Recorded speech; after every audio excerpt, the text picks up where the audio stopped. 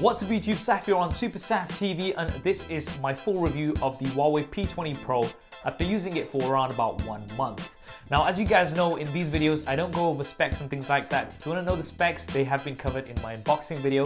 In this video, I'm simply going to be talking about my experience, what I like about the P20 Pro, what I don't like about it, and what I think can be improved. Right, so let's begin with the build and design. I think the P20 Pro has a great build and design. We've got a metal frame with curved glass panels on the front and back.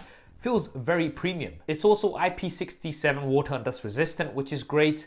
I'm not a huge fan of the camera bump, however, so if you do have it flat on the table, it is going to wiggle quite a bit, and quite a lot of dust also gets trapped around the camera bump. Something just to bear in mind, but also something that I think most people will get over very quickly. Now, what makes the design of the P20 Pro unique and stand out is this color. This twilight color is absolutely beautiful. Probably one of the best colors on a smartphone right now. This sort of gradient finish looks absolutely stunning. It kind of changes color depending on the angle that you're looking at.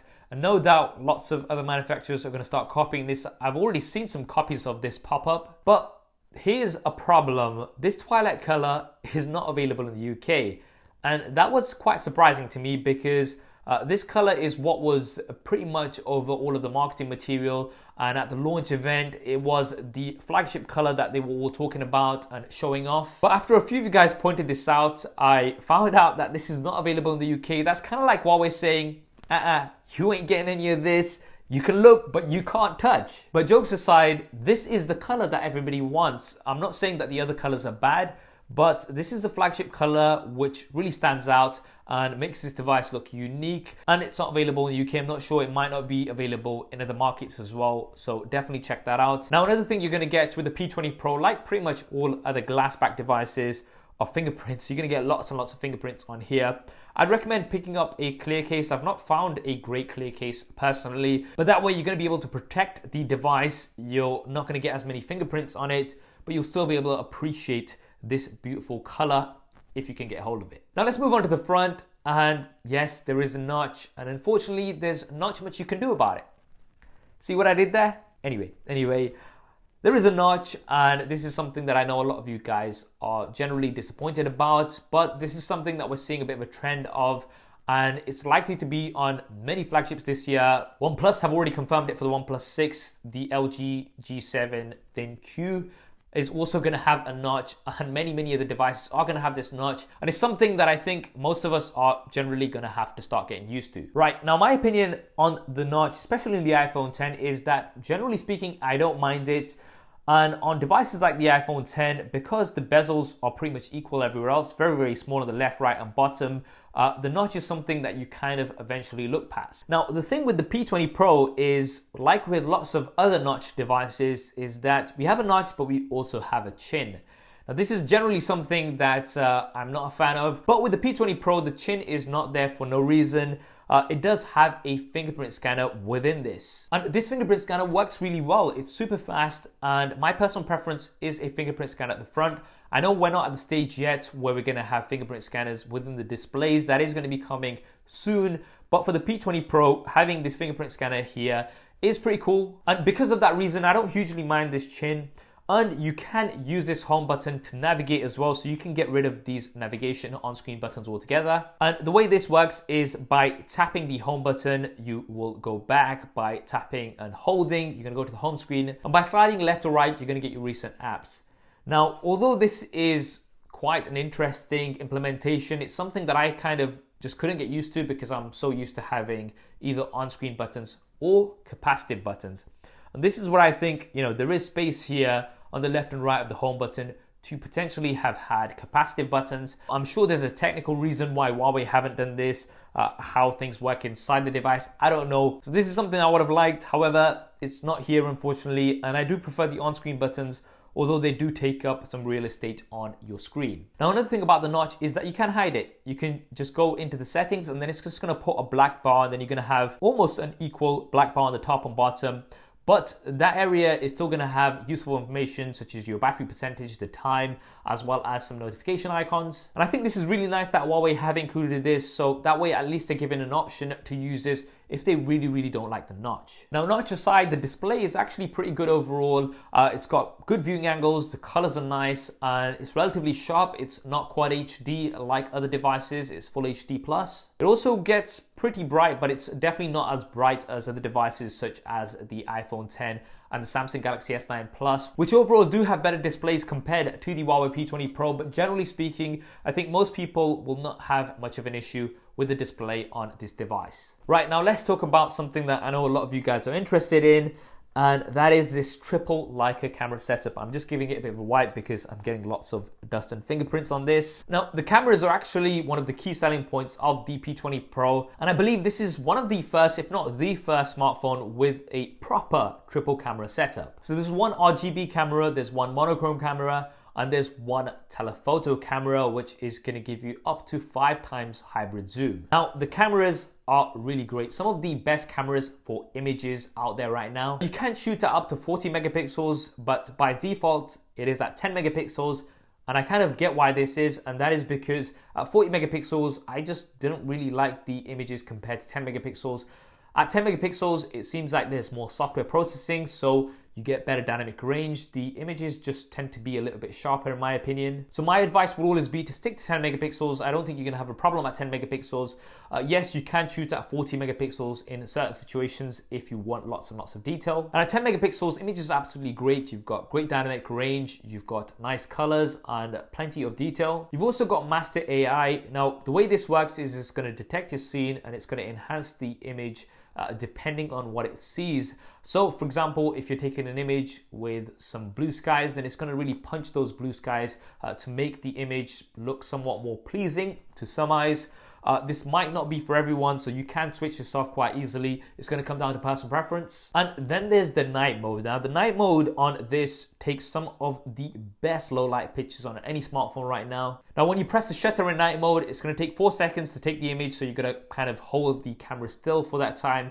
And when it works, especially for things like landscapes and stuff, it looks absolutely beautiful. However, if there is movement in your shots, then you are going to struggle. You're going to be getting some blurry images. And for things like group shots, it's hard enough keeping people steady for just a second. I'm not sure how steady you're going to keep people for 4 seconds. It does mute the colors a little bit compared to something like the S9 Plus, but you're going to be getting some great low light shots with the P20 Pro. The zoom is also great. You've got up to 5 times hybrid zoom, and it's probably got the best zoom on a smartphone right now. There's lots of other devices which do 2 times optical zoom. You've got 3 times optical zoom on here. And with the 5 times hybrid zoom, it uses a combination of digital zoom as well as the optical zoom, and it gets you in very close to your subjects and works really well. Now, as much as I'm praising the cameras for images, unfortunately the same cannot be said for video. And that is because there is no stabilization at 4K with the P20 Pro. I was actually really shocked to learn this.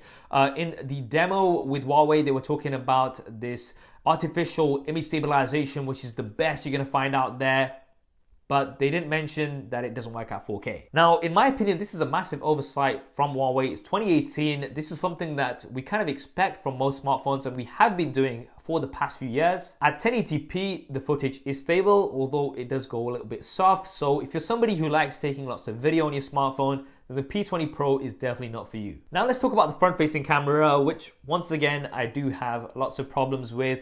Firstly, in terms of images, it takes decent images. The problem is beauty mode. Yes, that's right. There is a beauty mode on this, which I find super annoying, because even when you have it turned all the way down, it still smoothens out your skin. Yes, Huawei, I get it. I have bad skin, but you don't need to make it look like I've got makeup on 24/7.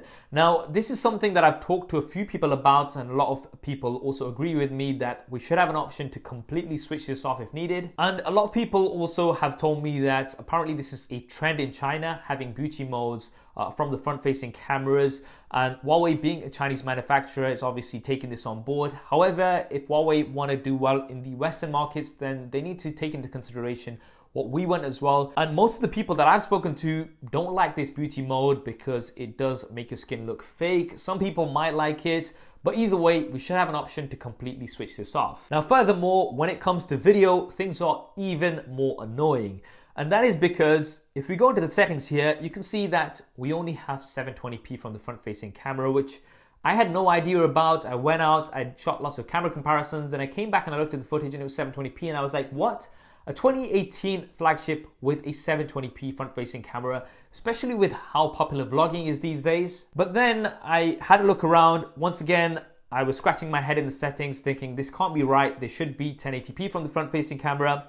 And eventually I came across this dreaded smiley face in the top left-hand corner, this small smiley face. Now, if you tap this, you get beauty disabled.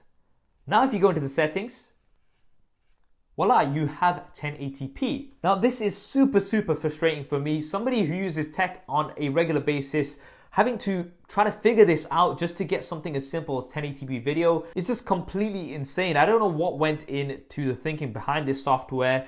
Maybe at 720p you have better stabilization, I believe. So that's probably why Huawei just want you to film at 720p from the front-facing camera, which is why 1080p is switched off by default. But it shouldn't be this hard to get to it. What should happen is you should just have an option there which says 1080p. As soon as you tap that, you can get the message, oh, at this resolution, you're not gonna have beauty mode, which you probably don't want anyway. This really should not be so complicated. And this seems to be thanks to EMUI. Now, EMUI, in its defense, has improved a lot over the years. I do quite like it overall, but little things like this I find so frustrating, and they really need to be improved going forward, in my opinion. But overall, EMUI is not too bad. It's something that I think you will be able to get used to over time. However, if you are somebody who really likes that stock Android experience, then once again, the P20 Pro will not be for you. Now let's talk about the battery life. The P20 Pro actually has really good battery life.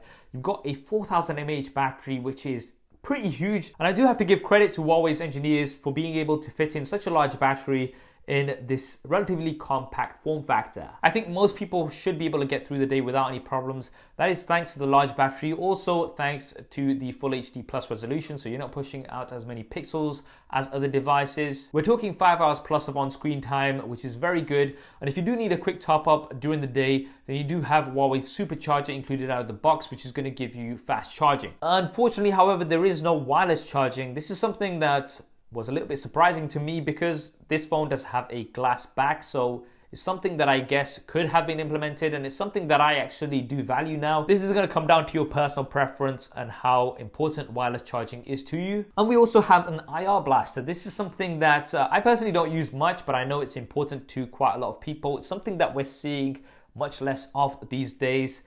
And something else that we're seeing much less of these days is a 3.5mm headphone jack, and unfortunately the P20 Pro follows this trend and we do not have a 3.5mm headphone jack. Now we get a dongle, and Bluetooth audio on the P20 Pro is really good. You've got up to 990 kilobits a second. But personally, I do prefer a 3.5mm headphone jack. It's something that is still quite important to me, and it might be important to you as well. The speakers on here are also quite good. We've got one bottom firing and one in the earpiece. I didn't realize that this had stereo speakers initially in my unboxing, so apologies about that. And we've also got Dolby Atmos sound. So in terms of the audio listening experience in general, it is overall pretty good on the P20 Pro. Now, in terms of the internals, you do have 128 gigabytes as a base. This is not expandable, so we don't have a memory card slot on here, unfortunately. And although I know 128 gigabytes should be more than enough for most people, for somebody like me, I take lots of images and video. I can't see myself filling this up quite quickly, and this is why for me expandable storage is quite important. It may be for you too.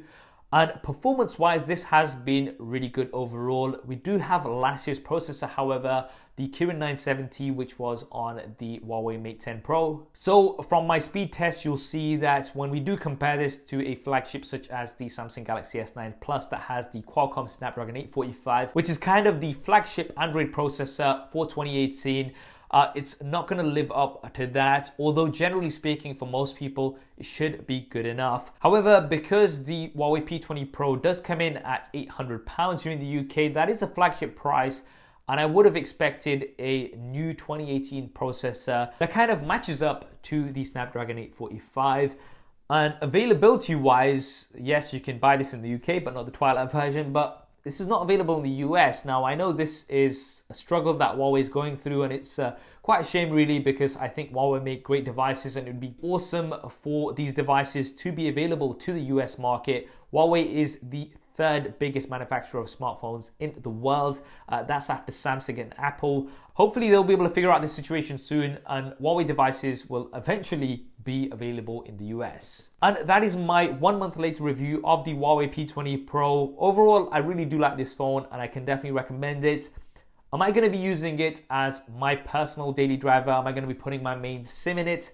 Unfortunately not, and that is for a few reasons. There are a few things that are very important to me, such as stabilized 4K video, expandable storage, a 3.5mm headphone jack, wireless charging, a few of these things. And because the Huawei P20 Pro kind of falls back on these areas, it's something that I personally won't be able to use as my primary device, although because of the great cameras, it is something that I will be taking around with me a lot. What do you guys think of the Huawei P20 Pro? Definitely drop me a comment below and let me know. I hope you enjoyed this video and found it useful. If you did, then do hit that thumbs up button for me. And if you haven't already, then be sure to subscribe and switch on notifications. There's lots more content coming up on here.